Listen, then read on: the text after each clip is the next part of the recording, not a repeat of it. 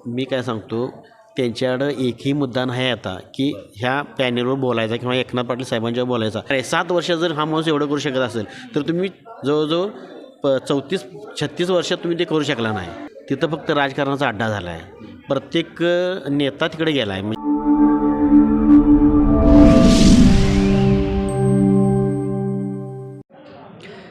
दर्शक हो नमस्कार. सध्या यशवंत सहकारी बँकेची निवडणूक लागली आहे आणि दोन्ही गट एकदम पैशानं प्रचारामध्ये उतरलेले आहेत. दोन्ही मातब्बर गटाचे नेतेही प्रचार करताना सगळे दिसत आहेत. परंतु नेमकं मतदार जे आहेत, जे सभासद आहेत, त्यांना काय म्हणायचं आहे हे जाणून घेण्यासाठी आम्ही सभासदांची मतं घेतो आहोत, ग्राउंड रिपोर्ट घेतो आहोत. सध्या आसुर्ले पोर्लेचे काही सभासद आपल्यासोबत आहेत. त्यांना नेमकं काय म्हणायचं आहे, त्यांची मतं आपल्याला इथं जाणून घ्यायची आहेत. पहिल्यांदा तुमचं सर्वांचं स्वागत. यशवंत सहकारी बँकेची निवडणूक सध्या लागले, रणधुमाळी मोठ्यानं चालू आहे. फार मातबर नेते प्रचार करताना दिसत आहेत. दोन्ही बाजूनही तेवढीच ताकद लावली जाते.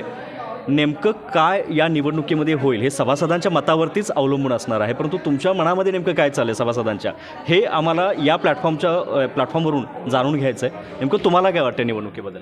मी आसुर्ल्यातून दिलीप दत्तात्रय पाटील. बरं. हां साहेब, आम्ही ज्या वेळा कर्ज प्रकरणासाठी साहेबांच्याकडे गेलो बँकेत, तुमचं या तर बँकेमध्ये कर्ज आहे? हां आहे. मला अण्णासाहेब पाटलांचं साहेबांनी कर्ज दिलं 10 लाखाचं. तर मी सकाळी 8 वाजता गेलो होतो. तर 8 वाजता तिथं साहेब हजर होते. म्हणजे त्याच्या आधी कधी आले होते माहीत नाही, पण 8 वाजता तिथं हजर होते. 8 वाजल्यापासून संध्याकाळी 8 वाजेपर्यंत काम करणारा चेअरमन मी पहिल्यांदाच बघितला बँकेत. कुठला चेअरमन असा इतका वेळ थांबत नाही. ही गोष्ट तुम्हाला जे सध्याचे विद्यमान चेअरमन आहेत एकनाथ पाटील, त्यांची भावलेली गोष्ट आहे. भावलेली गोष्ट आहे, मी स्वतः अनुभवलेली गोष्ट आहे. आणि कोणतीही म्हणजे तिने बाबा हे करता कोणाचा वशिला किंवा काय, तर बाबा ह्या माणसाची परतफेड क्षमता मॅनेजरला विचारून, हा माणूस कसा आहे, ह्याचा इन्कम काय आहे, हा काम काय करतो, हे सगळे विचारून एक अवघ्या 10-12 दिवसात कर्ज देणारा आणि खरोखर बँक चांगली नावलौकिकला नेणारे चेअरमन जर म्हणावे तर एकनाथ पाटील साहेब आहेत. आणि 100% एकनाथ पाटील साहेबांचा प्रचंड मताने विजय होणार पॅनेलचा, 100%. कारण तिने अतिशय चांगलं आणि सुंदर काम बँकेत केलं आहे. ठेवी वाढवलेल्या आहेत. आमच्या पन्हाळ्यात तिथं फक्त हे आहे, बँक ऑफ इंडिया आहे, KDC बँक आहे, नरसी बँक आहे. पण त्या एरियात चांगल्या पद्धतीनं ती शाखा चालवून तिथं ATMची सुविधा करून देऊन आम्हाला एक अतिशय चांगली बँक तिथं तिने चालवलेली आहे. काय वाटतं, सध्या निवडणूक लागले, दोन्ही पॅनेल उभा आहेत, सध्या प्रचार चालू आहे. काही होऊ शकतं, निवडणूक आहे, विरोधी पॅनेल आहे, सत्ताधारी पॅनेलसुद्धा इकडनं आहे. तर काय वाटेल, तुमचा अंदाज काय? तुम्ही अनुभवी दिसताय. आमचा अंदाज म्हणजे असा आहे की मी कधी बँकेशी एवढा संबंधित व्यवहार माझे नव्हते, पण ह्या माणसाबद्दल एवढं ऐकून होतं की बाबा हा माणूस कुणालाही निराश करून पाठवत नाही. म्हणजे तिची पात्रता बघून त्या पद्धतीने त्यांना कर्ज द्यायची व्यवस्था हा करतोच. कुठल्याही माध्यमातून कुठल्यात नाही बसवून देतोच. एखाद्याची जमीन जर कमी असली तर एखाद्याला ॲडजस्ट करून ती त्याच्या नाव हे करून, म्हणजे त्याच्या नावावर ती तारण घेऊन काय होईना आपण कर्ज द्यायचं आहे. 999% की त्यांना प्रकरण देणं हेच महत्त्वाचं आहे की बाबा की बँकेचा फायदा झाला पाहिजे. आणि त्यामुळं प्रकरण जर दिलेत तरच बँकेचा फायदा होणार आहे, हे पण त्यांच्या डोक्यात आहे. आणि विशेष म्हणजे 12-24 तास राबणारा तो माणूस आहे बँकेसाठी. दुसरं काही त्यांच्या म्हणजे डोक्यात नाही किंवा तिने कुठल्याही बाबा ह्यो कुठल्या गटाचा आहे, ह्यो कुठल्या नेत्याचा आहे किंवा ह्यो कुठल्या पुढारला घेऊन आला आहे, हे कधी विचारलं पण नाही की बाबा ह्यो माणूस कुठल्या गटाचा आहे किंवा कुणाच्या पार्टीचा आहे, हे कधी जाणलं नाही. जसं सांगितलं हां, तसं की गरज बघतात, पण त्यांची गरज काय आहे, कर्जाची आहे. आणि ज्यांना त्यांनी कर्ज दिले ती माणसं कधीही त्यांना विसरणार नाहीत. म्हणून पुढचा प्रश्न विचारायचा आहे की तितक्याच वेगानं विरोधी पॅनेलसुद्धा उभा आहे. तेही ठामपणे सांगते की आम्ही अशी बाँक चालवू किंवा त्या बँकेमध्ये काही कारभाराबद्दल त्यांनी ही ताशेरे ओढलेत, बोट ठेवलं आहे. तर याबद्दल काय वाटतं की त्यांचं पॅनल का नाही होऊ शकत? किंवा मी काय सांगतो, त्यांच्याकडं एकही मुद्दा नाही आता की ह्या पॅनेलवर बोलायचा किंवा एकनाथ पाटील साहेबांच्यावर बोलायचा. फक्त त्यांनी एकच मुद्दा उचलून धरलेला आहे की त्यांनी कामगार भरती जी केली ती भंग केली. पण नाही, ज्यावेळी शासनाची मान्यता मिळते एकाला 2 किंवा 3 शाखेशनी, त्यावेळी तिथं कामगार भरती केलीच पाहिजे.